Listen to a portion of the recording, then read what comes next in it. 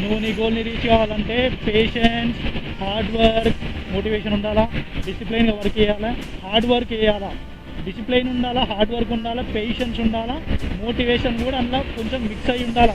ఇవి ఉంటేనే నీ గోల్ని రీచ్ అవుతావు. లేకపోతే నీ గోల్ని నువ్వు రీచ్ కాలేవు. ఇవన్నీ గుర్తుపెట్టుకొని నువ్వు నీ గోల్కి అచీవ్ చేయడానికి ట్రై చేయి కాదు, కష్టపడు, చెయ్యి, అవుతుంది. నువ్వు అనుకుంటే అవుతుంది బ్రో. మనిషి అనుకున్నది ఏది కానిది లేదు ఈ భూమిపైన. మనిషి అనుకొని పట్టుదలతో అనుకొని చేస్తే అది కానిది ఏది లేదు. ప్రతి ఒక్కటి అవుతుంది, నీతోనే అవుతుంది. Believe your self, work on your self.